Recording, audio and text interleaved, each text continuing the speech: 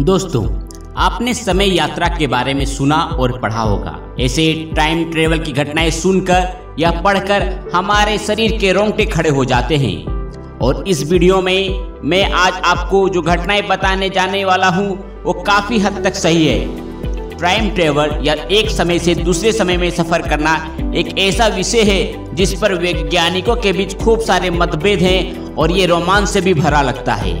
हालांकि time travel, gravity और space पर काम करने वाले दो सबसे महत्वपूर्ण वैज्ञानिक एल्बर्ट आइंस्टीन और स्टीफन हॉकिंग ने इसकी संभावना को कभी नहीं नकारा।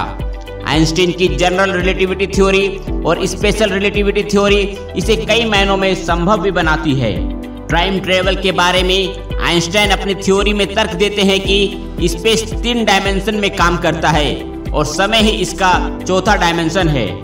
स्पेस के ये 3 डायमेंशन लंबाई, चौड़ाई और ऊंचाई है, जबकि स्पेस को समय एक चौथा आयाम प्रदान करता है।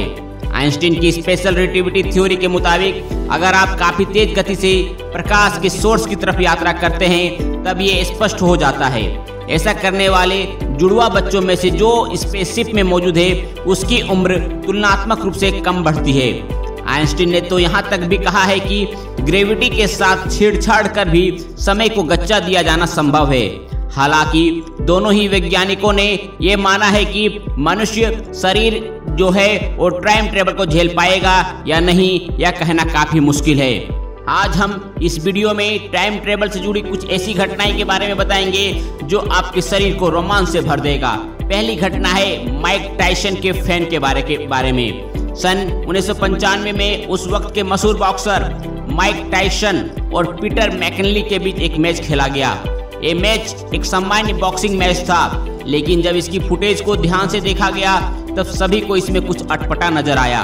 मैच की इस फुटेज में साफ दिखाई दे रहा है कि एक आदमी स्मार्टफोन जैसी किसी डिवाइस से टायसन की तस्वीरें उतार रहा है, जबकि उस वक्त काफी बड़े और एंटीना वाले फोन्स के अलावा स्मार्टफोन्स की कल्पना करना भी मुश्किल था।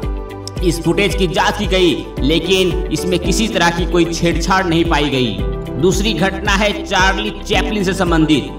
साल 1928 में रिलीज हुई चार्ली चैपलिन की साइलेंट फिल्म सर्कस हिट साबित हुई। काफी सालों बाद जब कोई फैन इसे देख रहा था तब उसने इस फिल्म के एक दृश्य में एक औरत को मोबाइल फोन जैसी डिवाइस पर बात करते हुए देखा।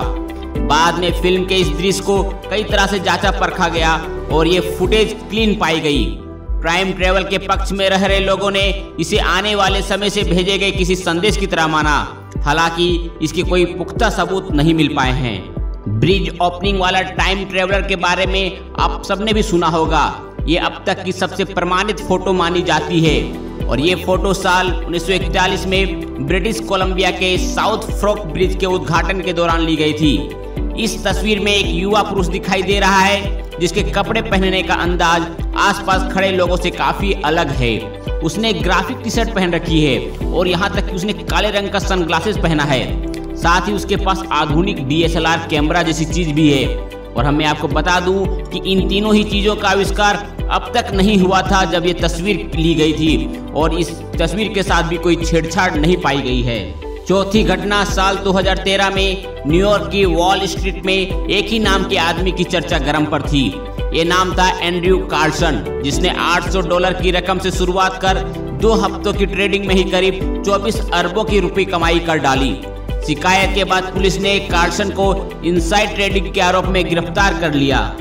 कार्लसन ने पुलिस को बताया कि वो जानता था कि कौन शेयर ऊपर जाएगा, क्योंकि वो साल 2256 से आया है। पुलिस ने उसकी बात को सीरियसली नहीं लिया। उस पर केस चलता रहा और करीब 1 महीने बाद वो बेल पर बाहर आया। इसके कुछ ही दिनों बाद वो और उसकी बेल कराने वाला व्यक्ति गायब हो गया।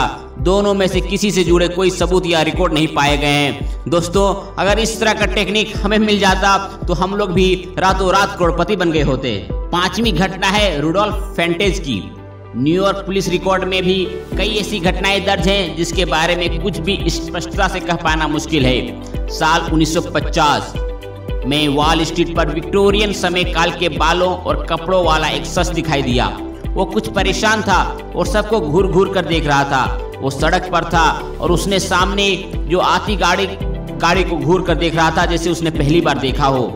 कुछ ही सेकंड बाद इसी गाड़ी से टकराकर उसकी मौत हो गई।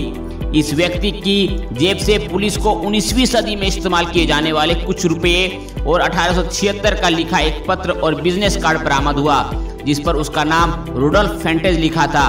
पुलिस रिकॉर्ड खंगालने और इस नाम का आदमी ढूंढने पर पता चला कि साल 1876 में इस नाम का शख्स रहस्यमयी परिस्थितियों में अपने घर से गायब हो गया था। इस तरह की और बहुत सारी घटनाएं हैं जो साइंटिस्ट को अचंभित कर देते हैं। वैज्ञानिक अभी भी इस सवाल के जवाब खोज कर रहे हैं कि आखिर ये लोग इतिहास में इस समय चक्र से यात्रा करके कैसे आए होंगे। मुझे कमेंट बॉक्स में लिखकर बताएं कि आपको समय चक्र की घटनाओं की जानकारी और रहस्य कैसा लगा। यह सभी घटनाएं सच में घटी हैं या नहीं, इसकी पूरी शाश्वती देना कठिन है, लेकिन इस बारे में लेख और वीडियोस बहुत प्रसिद्ध हुए हैं। इसके बारे में आपकी क्या राय है, हमें कमेंट बॉक्स में जरूर बताएं।